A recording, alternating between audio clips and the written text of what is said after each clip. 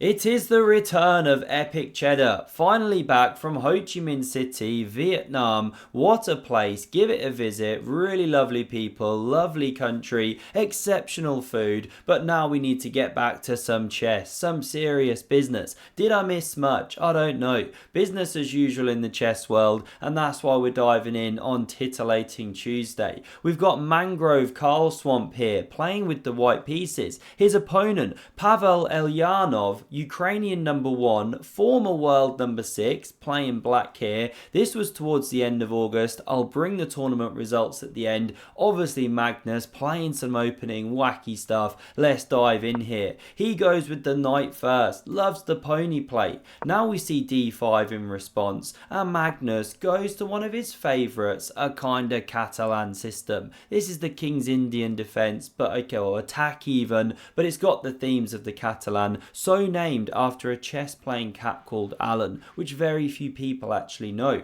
And these are some of the common moves in response for black. None of them played though. What does Pavel do? Knight c6 here, bit of a sideline, gives Magnus the old eyebrow like the Rock used to do. Now we see d4 fighting for the centre, and bishop f5 developing with a little whoosh, and Magnus, ignoring opening principles, moves the same piece twice and puts it on the edge of the board, forgetting the classic chess saying a knight on the edge is an absolute loser with no prospects. Now the bishop comes to e4, snipes that cannon in the corner. Magnus blocks with a little pawn, but look at the king there, it's getting a bit drafty, lifted the kimono. The bishop drops back here, and Magnus explodes the position, continues it, but it just gets better. e6 met by e3. Doesn't Magnus know you're supposed to develop pieces? And now, to punish Magnus's play, we see a huge whoosh as this bishop develops to b4 and snipes that king with a check. The knight blocks the way, saving the king's butt, and now the knight develops to e7 here. Pavel eyeing up potentially a hop here one day. Magnus decides it's time to win the bishop pair. Pawn recaptures, always go towards the centre, but after Magnus bong clouds the king, we love to see it, Pavel backs down here. Should he be a tiddlywinks player? Queen d7, castles queenside, the most aggressive way. Vamos, he doesn't do it. Castles kingside, boo. But surely now you push h4, blow the guy's head off. But no, Magnus doesn't do it. He develops a piece. What's wrong with him? And it's a blunder. He's punished for his orthodox play. There's a great tactic for black. Pavel starts it the right way. This bishop recaptures the pawn, and guess what? There's a tactical problem. Loose pieces drop off, as they say, often connected with a vulnerable king. What's the move here? Very well done if you saw it.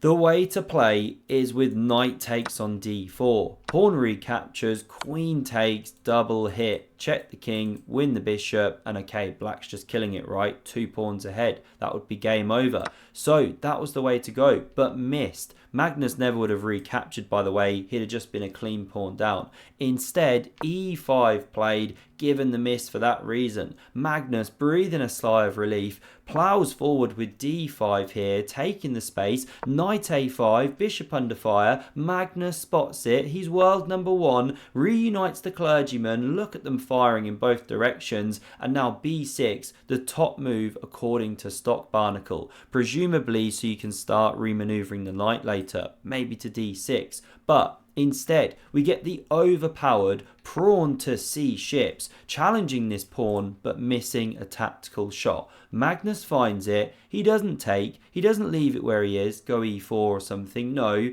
he pushes forward, yelling charge like they used to do in the opening sequence of Risk. What an online game and over the board game, and you can't actually take that pawn. If you capture with the bishop, then you're running into this devastating knight e4, and the queen's overloaded trying to develop here, or protect here, sorry, and protect here. Say you go bishop c7, taking care of everything, Then there's b4. This is the thing. The knight's got nowhere to hop. Real lovely lines. So you cannot touch the pawn with the bishop. What about if queen takes? Same problems. Now you can't defend the bishop. The queen's overloaded, has to give ground. Bishop drops. And if the queen takes here, knight recaptures. Ponies move backwards too. So this is the problem. Pawn immune. Knight f5 therefore played. Knight e4 still the best move, but Magnus, he is fallible, he misses it, he plays a3. Sure, he picks up this second bishop, his bishop's looking mighty monstrous, now he's hitting these weakened points,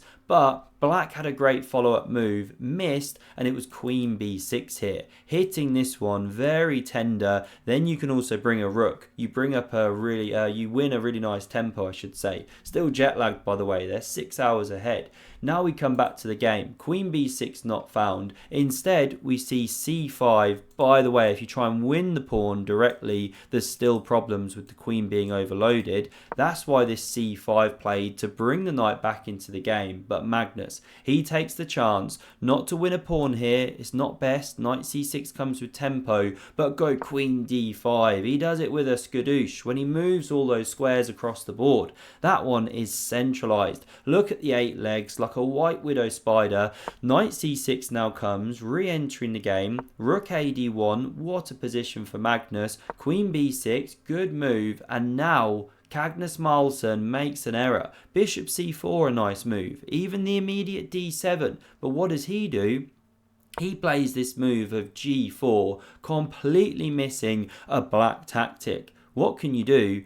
You can actually take that pawn, because if Magnus captures, bam, that shuts the trap. The queen is in jail, checkmated. Had some good fun there drawing with the paint, as you can see, a real Bob Ross in my spare time, and that's it, game over. The lady's going down. So Magnus can't touch the knight. He's lost the clean pawn, and yet he's still better. He goes h4. His position's so strong with the bishops and the space expansion on the king side, somehow he's still ahead. What a player. Now we see rook ad8 hitting the queen. h5, let's burn, baby, that kingside position. Knight b5 opens the attacks. Queen e4 though, eyeballing the king side, and Magnus a bit up on the clock, 20 seconds. Knight takes on c3, forces the recapture, shatter of the pawns.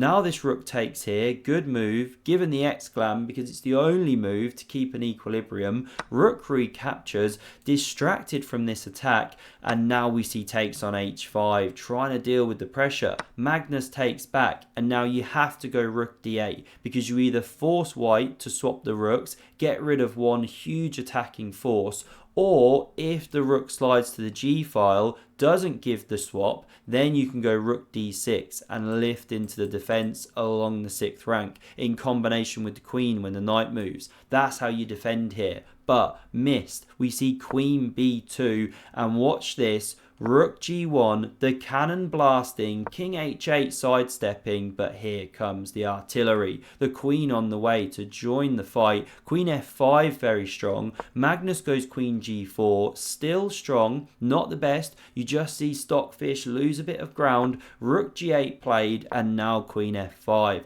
Stock Barnacle purring one more, or should I say Stock Squid? Forget which ones I already said. And how do you defend the f-pawn? Well, you can go f6, right? Then what happens? h6, tin opener to the king position.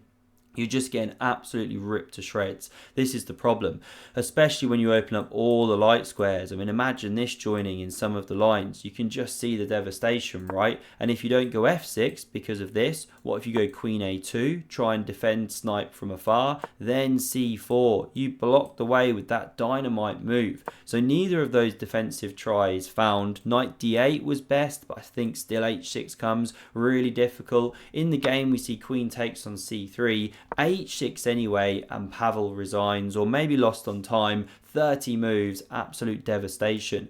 If you capture, well, this is leading to a very quick checkmate. This kind of thing. If you don't capture, push g6. Still, we have all these checkmating patterns. Here's one example. Coming back here, what if you don't capture the pawn and step back? Still, we crash through these kind of things, right? All roads lead to Rome. What to do? Takes here, no good. Say you do nothing. What's the threat? takes, rook takes. I don't know if I went on this line here, here, here. Okay, and queen c8 finishes the game. These are the kind of themes. Magnus takes this game and he takes the whole tournament. Late titled Tuesday. I've got another one of these videos to bring you, but I recorded it on another laptop, which was in my bag, which Vietnam Airlines did not deliver for me back to the UK. So I'm waiting for that one to get delivered to my house. So yeah, it's all going on. Thanks very much for watching. Hope you enjoyed. Smash subscribe if you did, and I hope to see you again soon. Cheers.